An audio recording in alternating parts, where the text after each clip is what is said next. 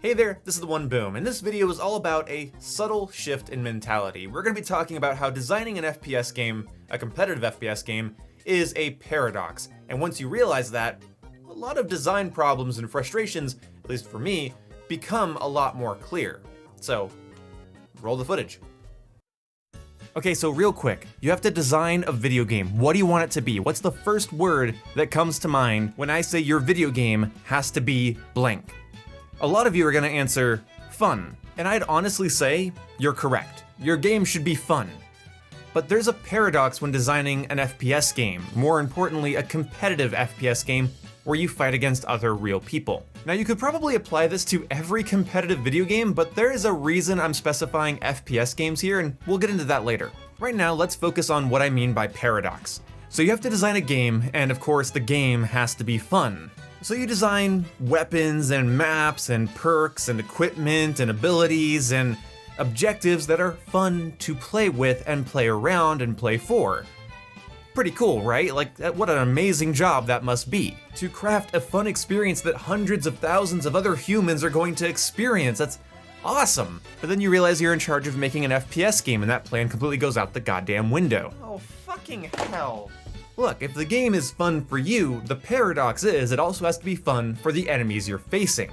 If you and somebody that you're facing are both fans of the game, you're not, reluctantly playing it because you're bored, you are genuinely a fan of this hypothetical shooter. The paradox is it has to be fun for both people. And how do you have fun in Halo, Call of Duty, Battlefield? How do you have fun in Rainbow Six Siege? How do you have fun when you're playing something like this? It's actually really easy. All you gotta do is take a shit ton of nootropics. You do well, you succeed. You try a crazy strategy and it works. You position yourself smartly and you get a quad. It's hell for the people on the other end. So Call of Duty is a cesspool I wade in often, so let's talk about Call of Duty.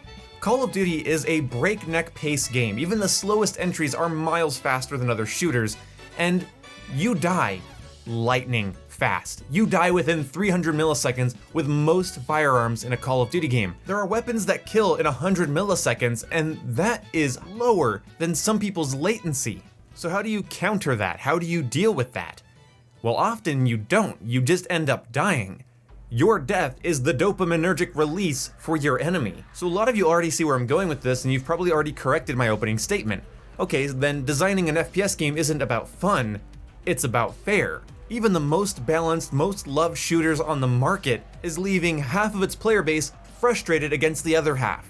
Because you have two teams of 6 people, and they're going at it, probably about 40 to 50% of the lobby is not having fun. There can only be one winner at the end of the game.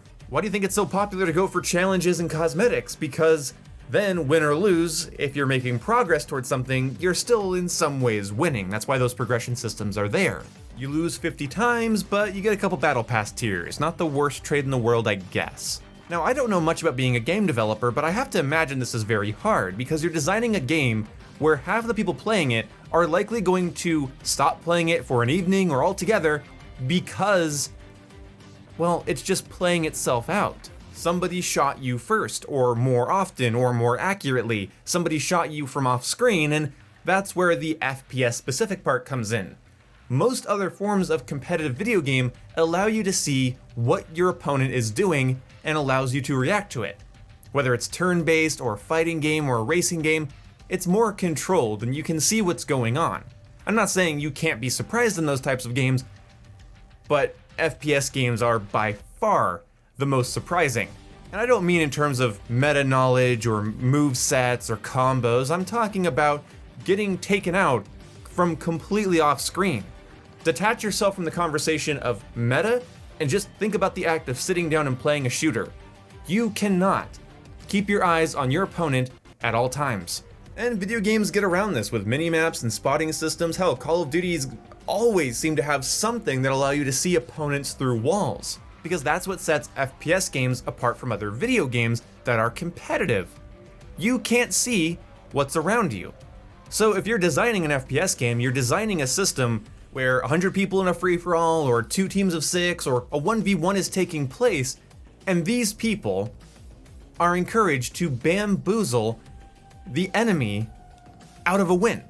FPS games encourage positioning, they encourage cover usage, they encourage you to make it as hard as possible for your opponents to have any amount of enjoyment in the game. Sure, they might be working towards a challenge, and your difficult match might just be a roadblock to them, but in the moments that they're getting mowed down by your well-positioned LMG, getting headshotted by your sniper across the map, or getting nade spammed by your entire team, they're not having fun. So when it comes to criticizing the games, not just in the moment, when you're annoyed, you're annoyed. I'm not gonna get on people for being annoyed. I would be the last person to get on people about being annoyed. But if you're trying to enter a discussion about game design or game balance or what the meta should or shouldn't be, one of the big things you have to ask is not, am I having fun? Because likely, statistics show, you might not be. But it has to be fair. Is the enemy doing something that requires far less skill than what I'm doing, and it's working? It's just working across the board for whatever reason. I think this is one of the reasons I don't mind camping too much, because everybody has access to the camping spots on a map. And the people that take advantage of them aren't guaranteed any success. A lot of their success relies on your stubbornness. A lot of their success relies on your team's lack of observance. Something that you're gonna get punished for in a couple different ways anyway. To me, camping is utilization of the map, and it's really up to me how long that lasts or how well that works. It's up to me to make that a headache for them to do. It's also up to my team if I'm able to coordinate with some friends to just make that entire area they're camping in less appealing by just not showing up all the time unless you have to. Let them sit over there and have 0 deaths and only 5 kills. I'll have 35 kills and 12 deaths and I'll be much happier than he is. The goal in a shooter is to remove your enemy's ability to capture objectives and complete challenges and kill you. Most challenges in an FPS game revolve around winning or killing. And I'm sorry, I'm not gonna let you win and I'm not gonna let you kill me. Even when I'm playing at my absolute worst, I'm playing like absolute dog water, I have bad aim, my teammates aren't coordinated, and I'm getting angry, I'm still not going to let you do anything. And trust me, this is not a video about how you shouldn't get angry at FPS games, because that would be ridiculous coming out of my mouth. What I'm saying is, FPS games are inherently a paradox. You have to make something that's fair, but it's really all about making the game feel as unfair for whoever you're going up against as possible. Pinning them in their spawn, dominating the map and the positions and the weapons and the objectives, dominating it. Dominating the enemy team is the goal. If you're in a battle royale, your goal is to survive. You don't survive against 99 other people by being fair and honorable. You do some scummy shit in a battle royale if you want to win, and especially if you want to win consistently. Oh, sticky nuts. Go have fun. Jesus Christ. Okay, now this is how we play games. I think most of success in life can be found by slightly changing your mentality over.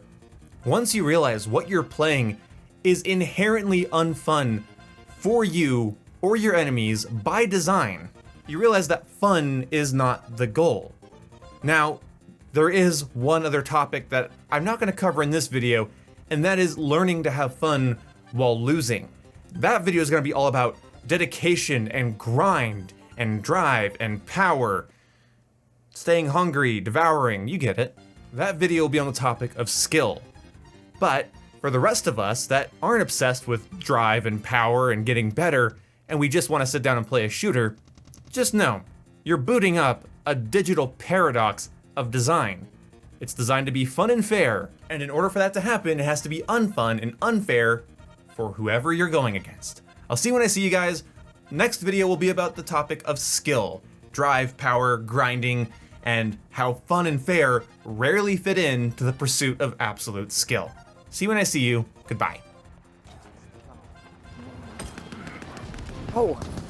Got blow him up. I have 3 grenades. Frag times 3, baby. Oh my god. That's my guard dog, not the enemy guard dog. God damn it, I shot my own dog and I blew up.